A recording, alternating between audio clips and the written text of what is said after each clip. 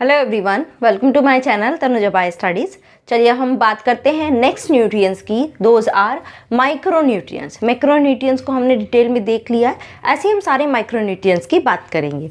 कौन कौन से होते हैं? It's iron, manganese, zinc, copper, boron, molybdenum and chloride. They all are comes under the category of micronutrient. मतलब क्या? ट्रेस एलिमेंट जो बहुत ही कम क्वांटिटी में प्लांट को चाहिए, but these are also essential elements. Okay, चलिए वन बाय वन लिखते हैं। पहला हम लेते हैं आयरन, जिसका सिंबल क्या है? Fe। Fe3+ या Fe2+ की फॉर्म में इसको ऑब्टेन किया जाता है। ये सॉइल में इसी फॉर्म में प्रेजेंट होते हैं। डिपेंड करता है किस रिएक्शन में, किस फॉर्म में ये चाहिए, उसी हिसाब से ये एक दूसरे फॉर्म में चेंज हो जाते हैं। ओके, रोल देखते हैं। It is required in larger amount as compare to all other micronutrients. उसके कंपैरिजन में ये वाला सबसे लार्ज अमाउंट में चाहिए होता है। It is constituents of protein which help in transfer of electron like ferredoxin and cytochrome. ठीक है, कैसे कैसे प्रोटीन को कॉन्स्टिट्यूएंट्स है? लाइक फेरेडॉक्सिन, साइटोक्रोम, जो किस में हेल्प करते हैं? इलेक्ट्रॉन के ट्रांसपोर्ट में हेल्प करते हैं। अगर आपने इलेक्ट्रॉन ट्रांसपोर्ट चेन के बारे में सुना है तो उसमें भी क्या होता है? जितने भी साइटोक्रोम है वो हेल्प कर रहे हैं इलेक्ट्रॉन को पास ऑन करने में, आगे नेक्स्ट पास ऑन करने में। इस तरह से इलेक्ट्रॉन का ट्रांसफर हो रहा है। Okay, third is what? Reversibly oxidize from Fe2+ to Fe3+. As I told you, ये एक दूसरे की फॉर्म में भी चेंज हो जाते हैं according to the requirement in the reaction. Okay? Activates catalase peroxidase enzyme. जैसे कि मैं आपको बता भी चुकी हूँ कि एंजाइम जितने भी एलिमेंट्स हैं ये अलग अलग फंक्शन की कैटेगरी के बेस्ड पर कैटेगराइज होते हैं। उसमें से एक कैटेगरी था एक्टिवेटर ऑफ एंजाइम्स। तो बहुत सारे अलग अलग एलिमेंट्स हैं जो एंजाइम्स को एक्टिवेट करने का काम करते हैं।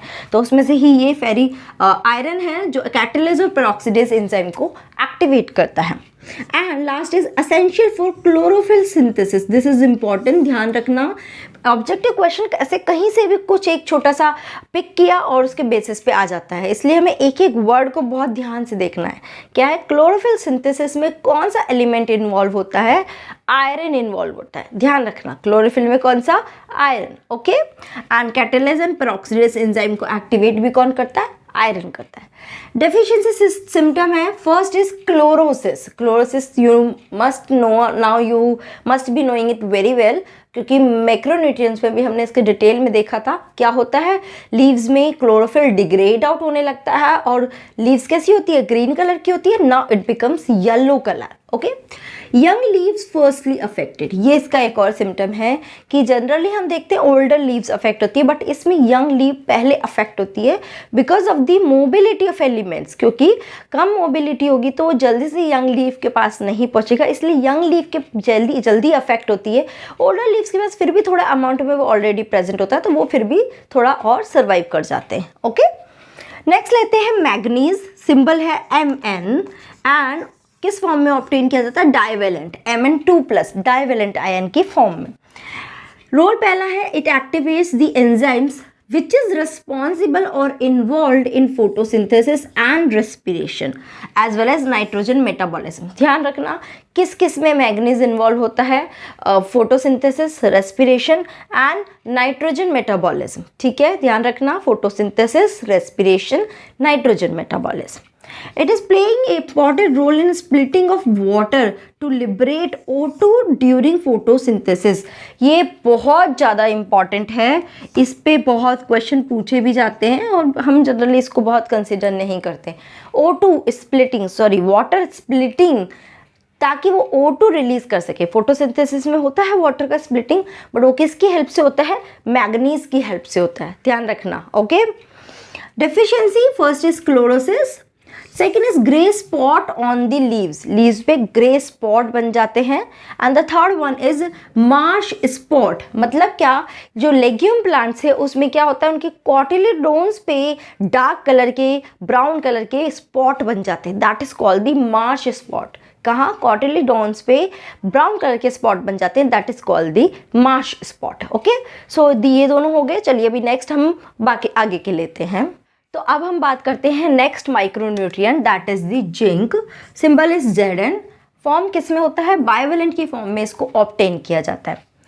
रोल क्या है, activates the enzyme like mostly carboxylase को ये एक्टिवेट करता है, ठीक है, और भी अदर एंजाइम्स है बट इंपॉर्टेंटली किसको करता है, कार्बोक्सिलेज को एक्टिवेट करता है। And it involve in synthesis of auxin, ये ध्यान रखना, दिस इज इंपॉर्टेंट, ऑक्सिन को के सिंथेसिस में इन्वॉल्वमेंट होती है और रोल प्ले करता है, ठीक है।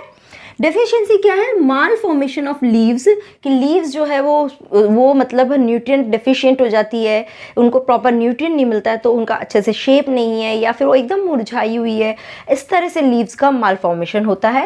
And they are showing the dieback of shoot. Dieback of shoot क्या होता है, सी ये यहाँ से एक शूटिंग स्टार्ट हुई, ओके, तो यहाँ पे ये टिप है, this is tip and this is the base. यहाँ पे डाईबैक कैसे होता है, टिप से डाई होना शुरू होती है और बेस तक डाई होता है। ऐसा नहीं है कि बेस से स्टार्ट होता है फिर टिप डाई होता है, फर्स्ट टिप से स्टार्ट होकर बेस की तरफ उसकी डेथ होती है, that is called the dieback, मतलब उल्टा चल रहा है, ओके फाइन। नेक्स्ट लेते हैं copper, symbol is Cu2+, copper 2+ की फॉर्म में लिया जाता है। It is involve in overall metabolism, मतलब कि जितनी भी कैटाबॉलिज्म और जितनी भी एनाबॉलिज्म, सब में ओवरऑल ये कहीं ना कहीं इन्वॉल्व होता है। रिडॉक्स रिएक्शन में इसकी इन्वॉल्वमेंट होती है and it can be reversibly oxidise, copper से कॉपर 2+ में चेंज हो सकता है, जैसे कि आयरन का हमने देखा था वो भी ऑक्सीडाइज हो सकता है, ऐसे ये भी ऑक्सीडाइज हो सकता है। It takes part in electron transport like plastocyanin, उसको हेल्प आउट करता है उसमें। अगर अपने प्लास्टोसाइनिन जब वो इन्वॉल्व होता है इलेक्ट्रॉन ट्रांसपोर्ट पे, वहाँ पे ये हेल्प आउट करता है उसको इलेक्ट्रॉन ट्रांसपोर्ट करने में, okay. Next is essential for photosynthesis and respiration, इन दोनों में भी इन्वॉल्व होता है। डेफिशिएंसी देखते हैं, it is showing necrosis of tips of young leaves, और उसके बाद वो एक्सटेंड होता चला जाता है मार्जिन की तरफ। समझ में आ रहा है, पहले टिप पे शुरू होगा, कोई भी लीफ है, suppose this is the leaf, okay, तो टिप से शुरू होगा नेक्रोसिस, पर फिर ये पूरे मार्जिन में फैल जाएगा, यहाँ पूरे मार्जिन में नेक्रोसिस स्टार्ट हो जाएगा, this is kind of symptom. Next is what, summer dieback, यानी कि यंग लीव्स है जो वो बहुत जल्दी फॉल डाउन हो जाती है, this is called summer dieback, understood, okay. चलिए हम नेक्स्ट लिखते हैं, that is the boron, symbol is B. ये बोरेट की फॉर्म में लाइक BO3 3- या फिर टेट्राबोरेट लाइक B4O7 की फॉर्म में, इन दोनों फॉर्म में इसको ऑब्टेन किया जाता है। क्या क्या फंक्शंस है, it is required for uptake and utilisation of calcium, ये ध्यान रखना, boron is quite important, boron के काफ़ी ज़्यादा रोल्स पूछे जाते हैं। तो पहला तो क्या है, कैल्शियम की यूटिलाइजेशन में कौन सा एलिमेंट इन्वॉल्व है, बोरोन, ध्यान रखना, okay. Next is membrane functioning, membrane के फंक्शनिंग में भी इन्वॉल्व है। Pollen germination, this is quite important, pollen germination में आपने अगर पोलन जर्मिनेशन का प्रैक्टिकल करते हैं लैब में, तो वहाँ पे भी आपने देखा होगा जो न्यूट्रिएंट सोल्यूशन बनाते हैं उसमें जो ग्लूकोज है उसके साथ बोरोन भी मिक्स किया जाता है, ठीक है, तो ये पोलन जर्मिनेशन में हेल्प करता है। Next is cell elongation and cell differentiation में भी रोल प्ले करता है। And the last one is carbohydrate translocation, carbohydrate का एक जगह से दूसरी जगह पर ट्रांसलोकेट होना, that is also because of the boron, okay. Main pollen germination and calcium की यूटिलाइजेशन, ये ध्यान रखना, okay. It shows the death of stem as well as root apex, ये थोड़ा सा डिफरेंट है, लीव्स की जगह कहाँ स्टेम की डेथ के लिए रिस्पॉन्सिबल है और रूट की एपेक्स इससे अफेक्ट हो जाती है, ओके। चलिए अब लास्ट के दो और देख लेते हैं, उनके क्या क्या रोल्स एंड सिम्टम्स हैं। तो नेक्स्ट वाला हमारा आता है, that is the molybdenum, that symbol is MO। मोलिबडेट की फॉर्म में ये लिया जाता है MOO2 ओके। फंक्शंस क्या है, it is the component of several enzymes which are included in nitrogenase, which like for example nitrogenase and nitrate reductase, यानी कि it is involved in nitrogen metabolism, क्योंकि nitrogenase और nitrate reductase ये nitrogen metabolism में ही use होता है, okay. So overall molybdenum का आप क्या कनेक्ट कर सकते हो, नाइट्रोजन फिक्सेशन से रिलेटेड रहता है, okay. And it is also responsible for synthesis of ascorbic acid, okay. Deficiency देखते हैं, क्लोरोसिस विद मार्जिनल नेक्रोसिस, कि यानी कि पूरी लीफ तो येलो हो ही गई है और मार्जिन जो है उसके वो पूरे ब्राउन होने लग गए, नेक्रोसिस स्टार्ट हो गया, समझ में आया? ओके, लास्ट देखते हैं, that is chlorine, symbol is Cl, chloride की फॉर्म में Cl minus.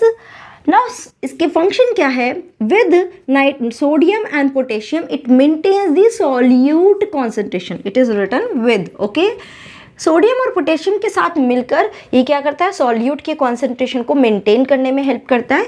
It also maintain the anion cation balance. Okay, like mostly sodium, potassium, chloride ये सब आयनिक बैलेंस से रिलेटेड रहते हैं। Okay, third one is it is essential for water splitting reaction. जैसा कि मैंने आपको बताया कि वाटर स्प्लिट होकर ड्यूरिंग फोटोसिंथेसिस वाटर स्प्लिट होकर क्या करता है? ऑक्सीजन इवेपोरेट करता है और ऑक्सीजन का इवोल्यूशन होता है। इफ़ यू रिमेंबर, यही वाला सेम फंक्शन हमने अभी थोड़ी देर पहले किसी दूसरे एलिमेंट के लिए बात की थी, and that is what? Manganese. Okay, manganese में भी यही फंक्शन होता है कि ये भी वाटर की स्प्लिटिंग में हेल्प करता है, O2 को इवोल्यूट कराने में, फोटोसिंथेसिस, ड्यूरिंग फोटोसिंथेसिस। तो अगर क्वेश्चन आता है which two elements are involved in water splitting to release the oxygen और evolute the oxygen during the photosynthesis, your answer would be manganese and chloride. Okay, तो क्या होता है कि आपको अलग अलग कॉम्बिनेशन देंगे, तो आपको ध्यान रखना है Mn and Cl they both are involved in water splitting. I hope you remember, it is very important. Okay, deficiency is what? wilting of leaves.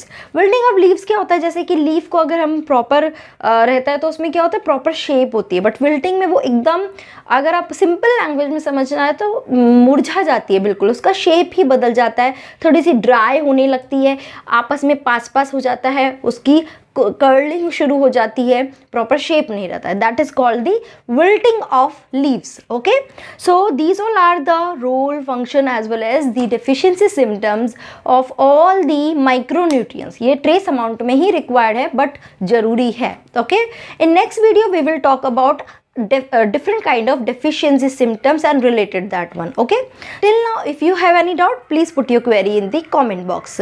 Thank you so much guys for watching this video.